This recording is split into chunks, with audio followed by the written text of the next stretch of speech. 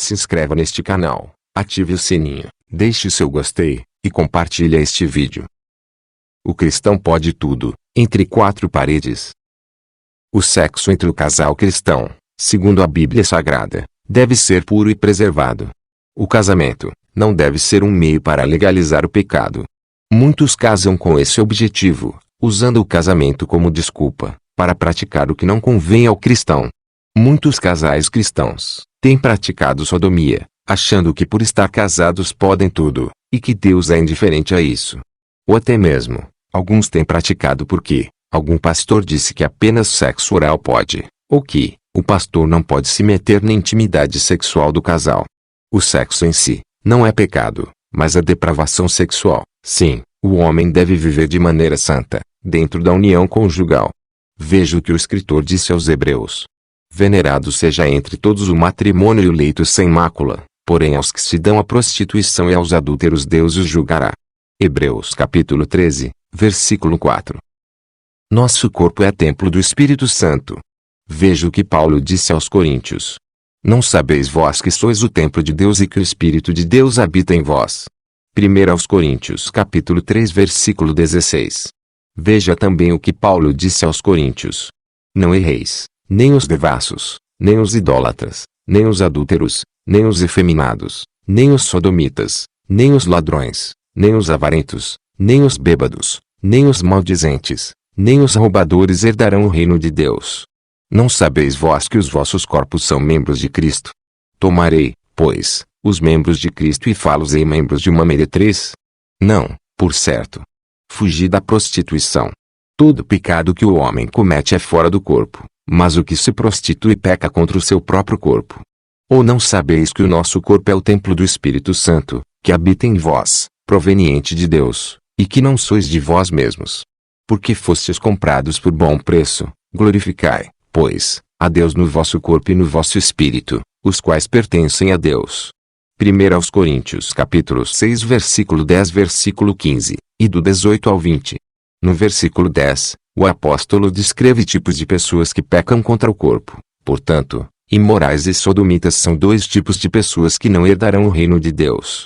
Paulo também questiona, perguntando se a igreja não sabe que seus corpos são templos do Espírito Santo.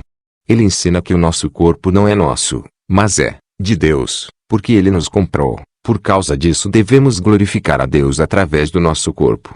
O casal cristão, no relacionamento sexual, se torna um, mas, até nesse momento de intimidade, não devem praticar sexo oral e anal.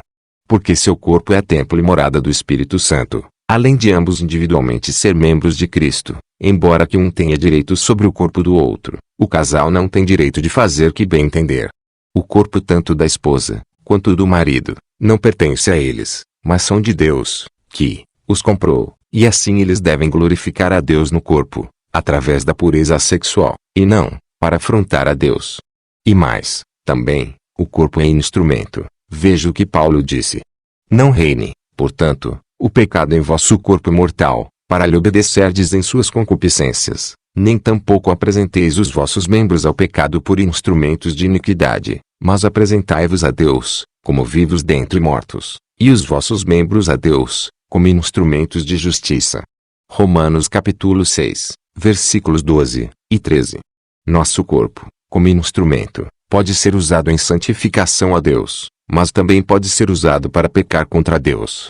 Portanto, até mesmo no ato sexual devemos apresentar nossos corpos como instrumentos de justiça. Não há desculpa para praticar sexo oral e anal, ou qualquer tipo de imoralidade.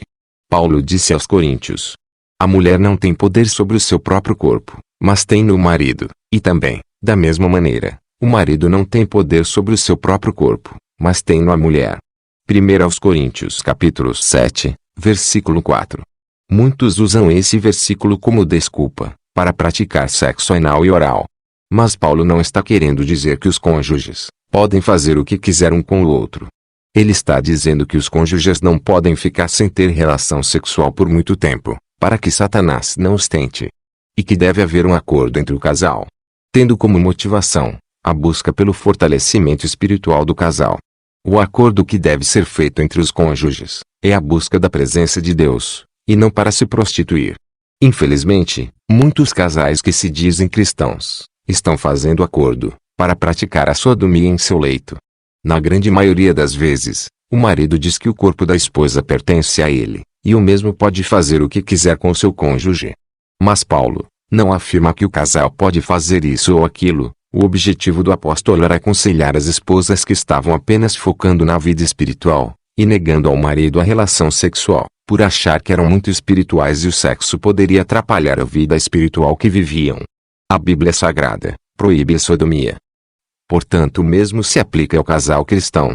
Mas você provavelmente vai se perguntar: e o sexo oral, pode? Há coisas específicas, que a Bíblia não diz que é pecado, mas existem princípios que Deus deixou, e pode nos responder quanto a esse, entre outros questionamentos. Nos versículos citados nós vimos que o casal cristão, individualmente é templo do Espírito Santo, e membros de Cristo, e ambos os corpos são instrumentos. Portanto, e seu corpo deve se apresentar santificado a Deus.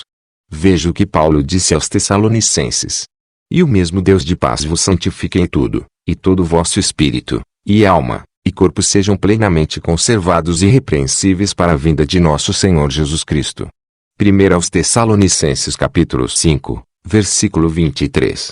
Paulo mostra que a obra da santificação começa no espírito e chega no corpo. Portanto, Deus santifica o corpo também, mas é importante o casal, individualmente buscar essa santificação.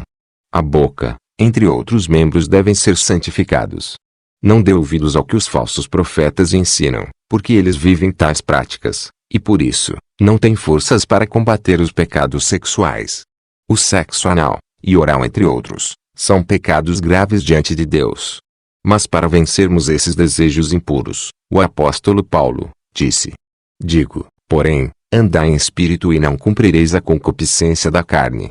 Gálatas capítulo 5, versículo 16. Se você ainda tem dúvidas quanto a isso, mesmo depois de assistir esse vídeo, ore e peça para que Deus te mostre a verdade. Lembre-se, Deus dá poder ao cristão, pelo Espírito Santo, para vencer o pecado. Amém.